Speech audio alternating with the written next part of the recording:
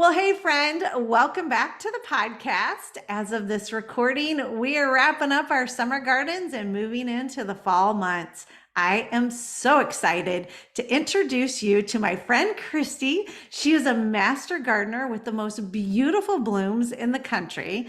Today, we are going to chat about her gardens and all the blooms, but we're also going to go a little bit deeper into the seasons, faith, and what makes a house a home. Welcome, Christy. I'm so glad you came on the show to chat with us today. I am too. Thank you so much for having me. I'm really looking forward to this conversation. And it is the time of year where I think my gardening energy comes back a little bit. The heat is past and the seasons are turning. So I'm looking forward to this. Yes, I'm with you. I love this time of year too, because that early spring, that's a lot of work It getting the gardens is. off Yeah. the ground. So it's nice to hit this place where we're enjoying the harvest Yeah. and wrapping things up, and it's Mhm. all the joy and a little bit less work. A little bit less work anyway. So True. Yep. Yep. Yeah, it's a lot of absolutely. fun. Well, I would love for you to introduce yourself to our friends here. And in case they don't already know you, tell them a little bit. Your bio is absolutely amazing. I love your Oh. story and your background. So I want you to share a little bit about that with our friends here. Sure. Well, yes, Christie Purifoy is my name, and I live in an old farmhouse with my husband and four kids. Although I guess I should put it out there that my oldest has already left the nest. She is off at college, so only three kids here currently. But we are in southeastern Pennsylvania. We're not too far from Philadelphia. And I started out, I was not a gardener. It still shocks me actually. My father still can't let me forget the fact that I would never go in his garden when I was a kid. Hmm. But I loved to read. I loved books. I wanted to be an English professor. So really that's the path I was on for many years. I was studying. I earned a PhD for English literature. I intended to be an English professor and have, a book-lined office in some college town. And this would take, this is a longer story, but God just redirected my steps. And I don't think a day goes by when I don't say, oh, thank you, God, thank you. Because the life I've been given is not the life I planned, but it's Hmm. so good. It's so, so good. So here in this old farmhouse, I learned to garden.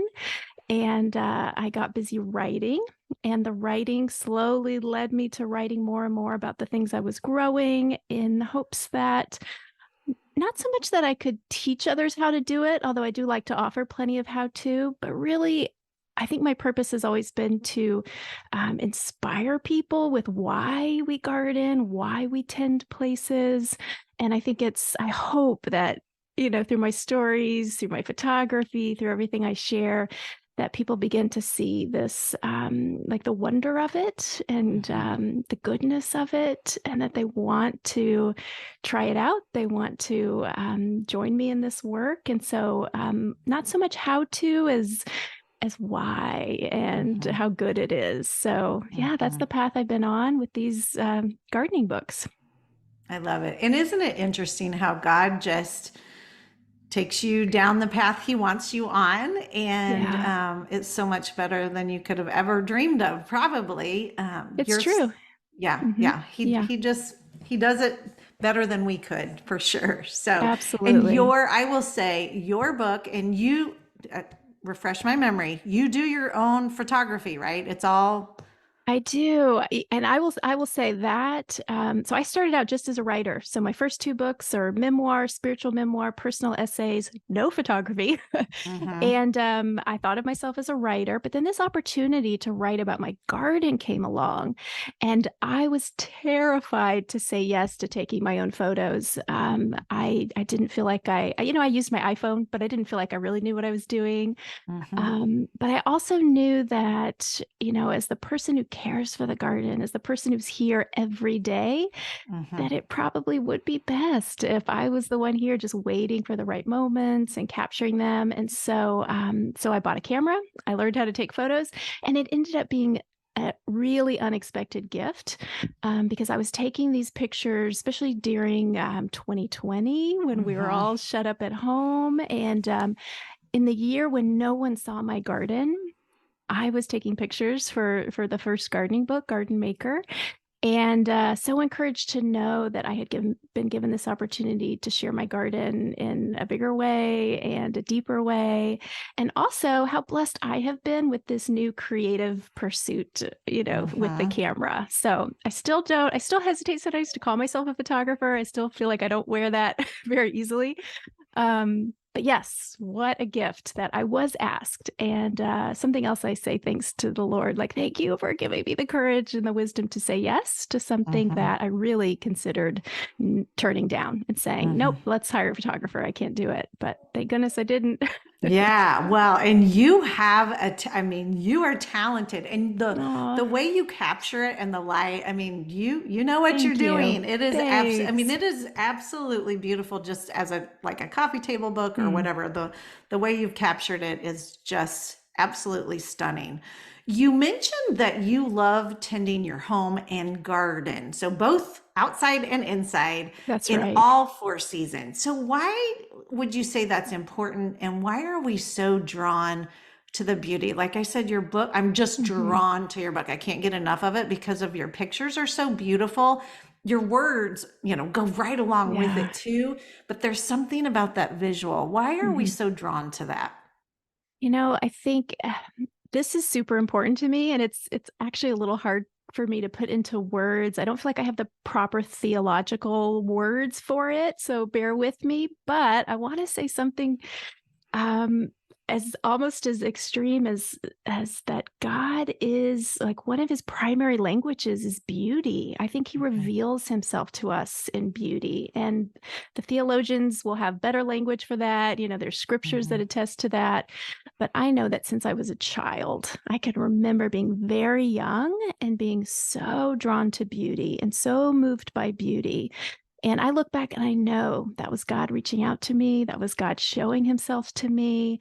And I do think that some of us, and I would count myself this way, we are more sensitive to beauty. We're more aware of it. It's more of a like a first for us. I tend to notice beauty first thing.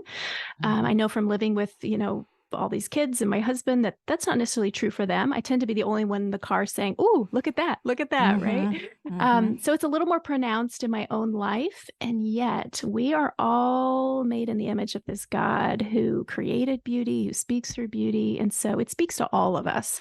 So mhm, I really do feel like it's my like I've been gifted, and it is my role is, God's faithful follower to notice beauty and then to help others see what I see. And so you're mhm, right. It was important to me in the photographs that I not only capture, the flower I'm talking about, but that there's a mood, that there's some mhm, emotion to it, so that they hopefully, when others read my books, they feel something of what I was feeling and mhm, they see something of God's goodness and God's presence in the garden. So you mentioned you asked about four seasons. Why mhm, all year round? And I think on the one hand, it's a discipline of learning to see beauty in more things. So it's not just beauty in the summer flowers, but it's beauty in the bare branches of the trees in mhm, winter, or all the ways that that creation is beautiful year round. And as well, and I especially talked about this in the latest book, A Home in Bloom, I I am so nourished spiritually by the garden that I don't want that to be something I only experience in mhm, spring or summer.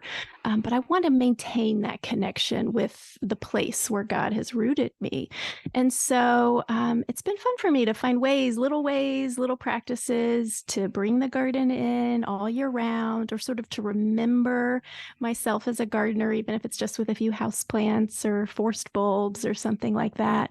And it's because I have this connection with my maker through the gardening that I don't want to lose just because it's January or February. I want to keep it right. going, and I want to show others that it's possible to keep it going, even if you live in a place where winter does come, like I do here in Pennsylvania.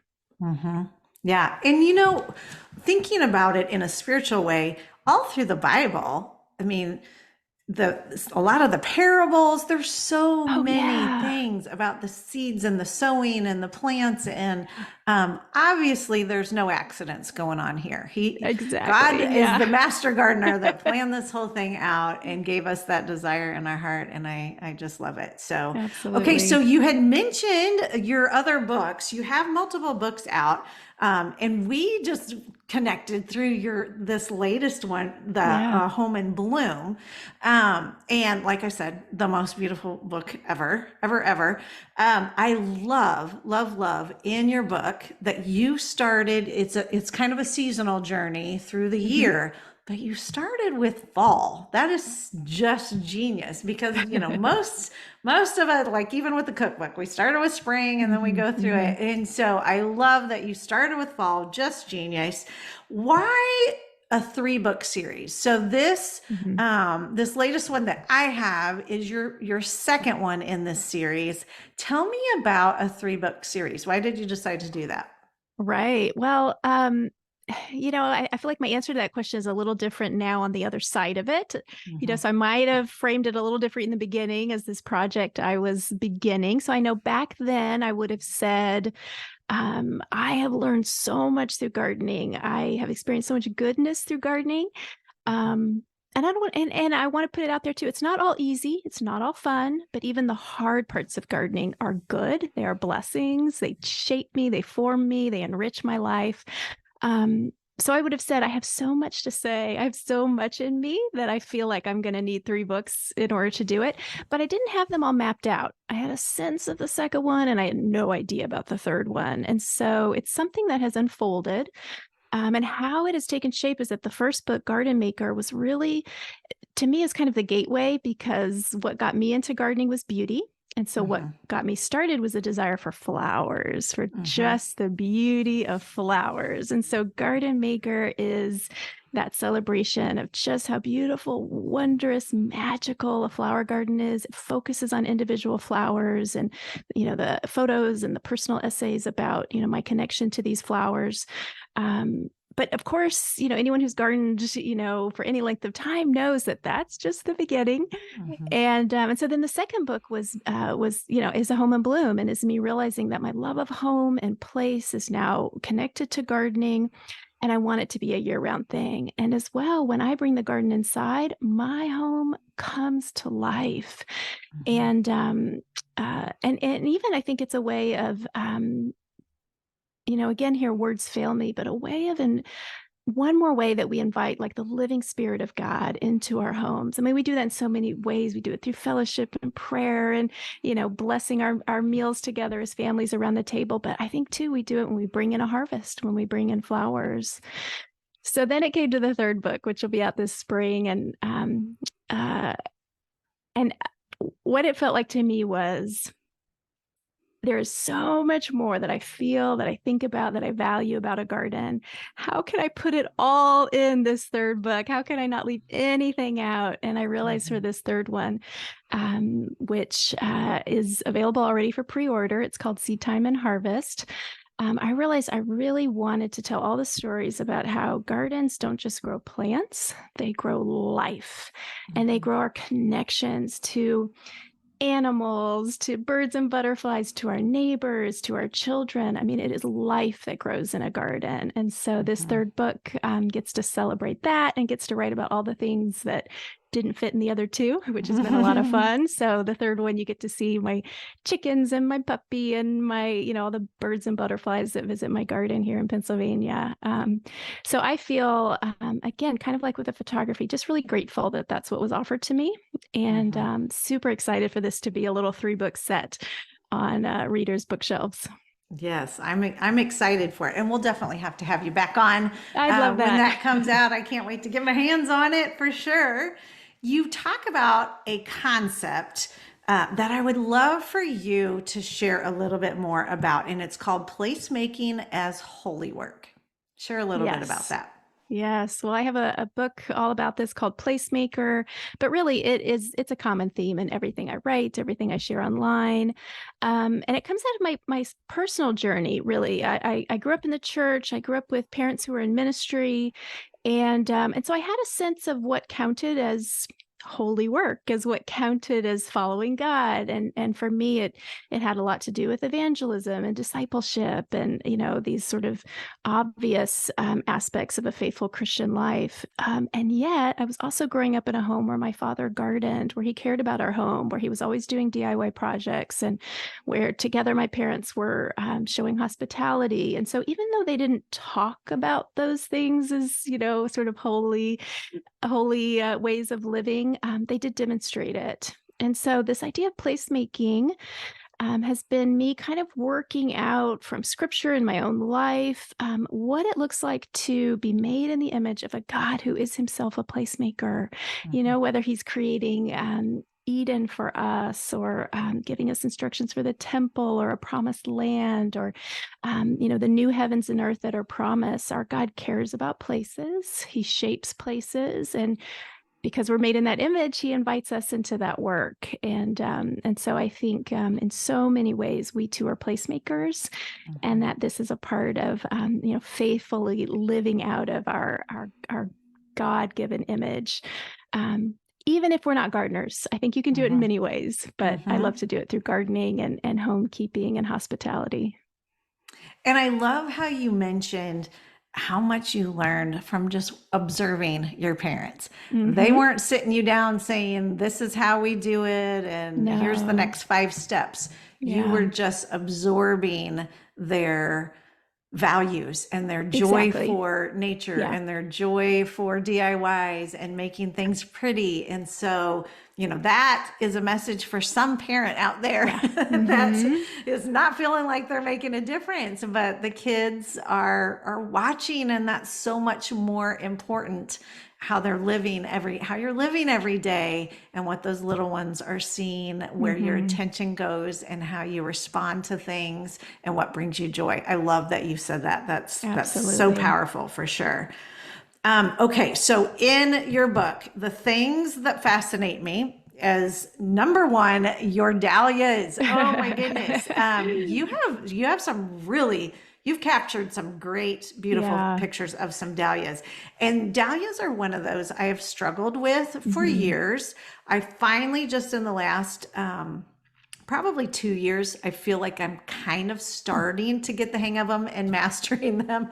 And, a couple years ago, when my worst season ever with dahlias, I swore that I was going to write a blog post that was dahlias are dumb, because everyone has all the hype about dahlias. And then, I'm in this zone where you have to dig them up at the end of the season. Who has time for that? And they were growing sideways, and oh my goodness. So now I finally have figured out how to, track them up and stake them. And now I absolutely love them. So I would love for you to share what are a couple of your favorite flowers and blooms, or plants in general, that you love, and why, really, too? Why?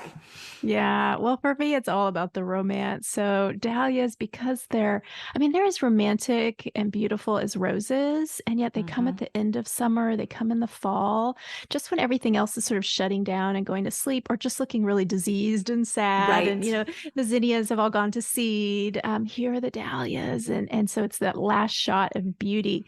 But your story reminds me that years ago, I was a young woman, but I wasn't a gardener yet. And I used to love to read Martha Stewart Living. It was very inspiring as a homemaker. And she had an article in there about these competitive dahlia growers. And I read this thing and thought, oh my goodness, why would anyone do this? Well, now I know, if I have a garden one day, I will never grow dahlias. But the joke was on me, right? And so you're right that they can be a struggle. It can be a struggle to find the right way to care for them, to store them, the varieties we love. But oh, the beauty, it's so worth it. So I'm glad you've stuck with it. I have stuck with it, and I will have bad years. I will have years. I've tried so many different staking methods, storing methods. I'm always tweaking. But you learn through failure, you learn through trial and error. And for me, the beauty has been so worthwhile. So I think, roses earlier in the summer, Mhm. dahlias later, and they're both pretty demanding beauties. Yep. But then throughout, I will have my cosmos and my zinnias that are so easy, Mhm. ask nothing, give so many beautiful flowers. And so, yeah, some I love because they love me and they love Yes. my garden. Yes. And some I love even though they're divas, and the roses and dahlias are certainly the divas. They are. I agree. And I'm with you. Zinnias and cosmos, Hmm. you barely have to water them. Right? It doesn't matter what they're doing. They're always beautiful. They last Yeah. forever. Yeah. Yeah, I'm with you on those. I love those too. But, the dahlias and roses are worth it, but Hmm. it's a little more work for sure. For sure. So you talk about cultivating glory in the garden. Tell us a little bit about that. Yeah, there's I should have looked it up exactly, but in the Psalms somewhere we read about kind of fear of the Lord, fear the Lord that his glory might dwell in the land. And for years that verse was very meaningful to me. I felt it especially for this home we were creating here in Pennsylvania, and my desire to live in a way and to cultivate in a way that God's glory could be that near, that present in the Mhm. place I was making. I mean, just the idea of that was so um incredible to me. Like, who am I, right? That, Mhm. God's glory would dwell in the land anywhere near me. But in thinking about it, I realized, gosh, they're all, it's such a big thing, and yet there are all these very small, humble ways in which God's glory is in our midst, and in which we like sort of participate in the glory of God. And I started to realize that, my flower garden is one very ordinary, humble way in which I do that, in which literally from black earth springs up beauty and life. Mhm. And I think we take it for granted. It's just the ordinary material reality of the earth, and yet it is anything but. It is Mhm. such just it's like just like a chorus singing praises to God. So years ago on Instagram, I started. I think it was first a little hashtag. I just thought, I may be taking a photo of a humble flower or a bouquet of zinnias, but really, this is about something much deeper, richer, bigger. Mhm. And to me, it was captured in that phrase, cultivating glory. I love it. I love it. And it's one of those where you can miss it if you Right. don't take Hmm. the time. I mean, I have caught myself over and over spending hours and hours and hours in the garden and doing the work. And then if I would just sit my rear end down and watch that little bee, pollinate that flower and, grab all the goodness off of it. And there's just so many fascinating pieces of it that if you don't purposely and intentionally sit down or walk through it barefoot and take the time, you're gonna miss it. Hmm. And Hmm. so many times in this life that we're so busy and so rushed and have so many things to do. And I've gotten better at that in the last couple of years, but it's not easy because you Hmm. just kind of get in that knock it off my list. I need to go, I need to weed Hmm. this one bed, or I need to go do this thing or whatever. And there's just so many beautiful pieces that, like you said, they're simple, they're there Hmm. every day, but we need to just take the time. So I love that. Hmm. I love that phrase that you brought up. Definitely, glory in the garden.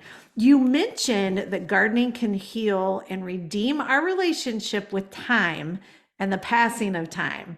As a mom with an empty nest, how does that play a role in this journey? So we're kind of, my Yeah. kiddos are starting to, I have a couple already out of the house and one's still in, and I know you're in the same boat here. So tell me about that. How does it redeem and heal our relationship with time? Yeah, this is something I'm thinking about more and more these days. As my kids grow older, as my parents grow older, and I don't have it figured out, but I have a sense that I know that I am someone who could look at the passing of time and look at the growing up of my children and letting go of parents and feel only sadness and feel only loss and be filled with nostalgia. I know that's my Mhm. bent. I know some Mhm. people are more future oriented, but I know for myself, I can be pretty focused on the past, and I can even get stuck in the past. And so the passing of time for me can feel really heavy, really sorrowful. And yet I'm a gardener. And so Mhm. every day I am anticipating what's next. I am looking forward to, the next bloom, the next season, the next flower bed I'm going to start or whatever it is. And so I'm living in both realities and have been for many years. And so lately I realized just how much those two are coming together, that it's not impossible, but it's becoming much harder to feel only sadness or only nostalgia or only loss, because at the same time, I am a witness to, the goodness of times passing. And then, you wrap that in this larger story of our Christian faith, which is all about resurrection, which is about Mhm. new heavens, new earth, and, our resurrected Lord is the first fruits of all of that goodness. And so, tucked into that larger, powerful story, it just, I can still feel the sadness. And yet I know, like, it's just harder to stay there because there's so Mhm. much to anticipate. There's so Right. much to look forward to. And I think in that sense, our lives here on earth are like a garden. Yes, we're all heading toward winter. Yes. And this is something else I feel as a woman who's growing older, like my body is not, it's not getting better. I'll just say that. I'm with you Nothing on is getting that. better. It's not as Right? easy to bend down and get those strawberries out of the Exactly. garden as it used to be, right? Exactly. I feel it. And so I'm like my plants, I'm heading through, I'm in fall, I'm heading toward winter. I can start to see, the years ahead. And yet, just like in my garden, that isn't the end of the story. Mhm. Spring, new life, new growth, a resurrected body, that's the end of the story. And so, just like you said, I think there's a reason that throughout scripture we, and especially in so many of the parables Jesus told, our attention is drawn to the natural world. It's like in creation, God is proclaiming, God is Mhm. showing, and so that's a great comfort to me. I Mhm. still feel sad.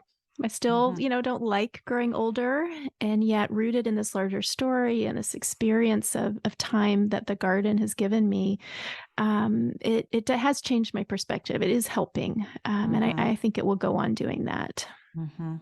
That's so good.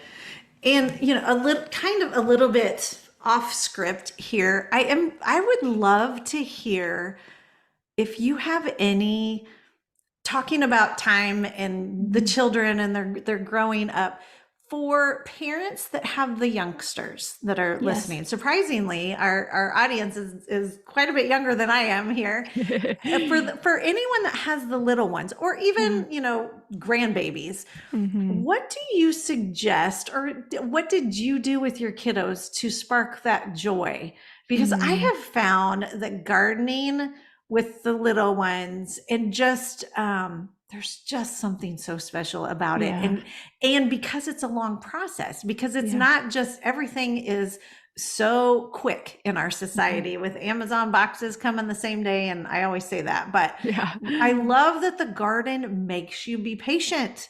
You have to Yes. be patient, and you put the seeds in, and then there's just something so special about bringing that little one out and seeing the little seedlings, or going out and picking something off of the Hmm. peach tree or whatever, and then coming in the kitchen and making something. It just Yeah. tastes so much better. So for those moms that are a little overwhelmed, or might Hmm. have, like my Hmm. first season gardening, try to garden, Yeah. weeds take over, they just give it up, and they're like, that's too much work. What would you say to the young moms that have kiddos about gardening? Hmm. Oh, it's such a good question. And I want to say a couple things. First of all, if the kids seem uninterested, don't despair. Mhm. If you value it, if you want to be out there, just keep going. And just like me growing up with my gardener father, they will get to witness, the wonder of it along with you, even if they Mhm. don't seem receptive, even if they complain about this or that. And that has been my case as well. All of my Mhm. kids have gone through stages of being interested and being uninterested, and now my teenagers are, they're pretty uninterested. Mhm. But yeah, I just don't let it bother Well, me all because, teenagers are yeah, uninterested in exactly, anything their parents exactly. do. So yeah, I think don't despair. Number two, practically, I think, like, for a child to witness that just the miracle of going from a seed packet with a picture to something in the garden. But it can be as easy as get some terracotta pots, some bagged potting soil, sprinkle, with your child's help, sprinkle the seeds on top. And then as long as you keep that pot damp until the seeds sprout, that is the only thing you have to remember. Keep it damp, let them help you, and let them sprout. And then you don't have to worry so much about keeping it damp, but just a packet of seeds sprinkled on top of it. Like, don't worry about anything else. Don't worry about a raised bed. Don't worry about a big garden if that's just not happening. But start with a few clay pots and a few packets of seed and just see what happens. See what happens. So I think, keeping it manageable, keeping it easy, and then just bringing them along. I have memories of babies on blankets while I tried to, plant a new asparagus bed, and Elsa, my youngest, with me, picking tulips in the spring. And so many of my memories now are entwined with the flowers and the kids. And will gardening be a special thing for them in future? I don't know, but it certainly has filled my parenting years with beauty and good harvests and good food. And for that, I'm grateful. And I have a feeling that if any of my children become parents one day, that the way they grew up and what they were exposed to will come back for them. Maybe not in the exact same way, maybe not in an ambitious way, but I have a feeling it'll be there for them too, that they'll want to offer their own children beauty the way it was offered to them. And then don't forget about the power of food. So I talk a lot about flowers, but when it comes to kids, yes, they love the peaches from the tree and the radishes. Radishes were a big deal for my one son. And so there's a lot of food in my garden. And I think it's mostly because of the kids. Berries. Oh, yeah. They got to have strawberries for the kids. Oh, yes. That is one of my favorite memories with my mom. She didn't have huge gardens, but she had a strawberry patch, and then she had a garden in containers up on her deck. Yep. And, we would go out there, and it was only the June bearing. So in June, we would have these, and they were really tiny little strawberries, and they didn't look as pretty as the big, huge ones in the grocery store. But there was nothing better. Yeah. I mean, the taste of that, it was just as good as it gets. And I have good memories, and I'll never forget that. It stayed with me. So I love that. I love that. And I just think it's such a good way for families to bond. And there's so many, outside of the learning lessons for these kids about patience and hard work and tending and being consistent, there's just and reward after your hard work. And so I love the idea of gardening with the kiddos. I think it's so important. So well, Christie, thanks for coming on. This has been so fun to chat with you. Your book is just stunning. Thank you. I love it. And tell our friends where they can find your book and where they can find you online as well. Yeah, I'm pretty easy to find. ChristiePurifoy.com, CHRASTIE. And I'm also on Instagram. I love to share photos of Maplehurst in the garden there. I have an email newsletter they can sign up for. And the book is available, in all the usual places. So it's also pretty easy to find. A Home in Bloom is the name. And I send out emails. If they want to sign up for my email newsletter, then they'll be the first to know when the next one is out and all that good stuff.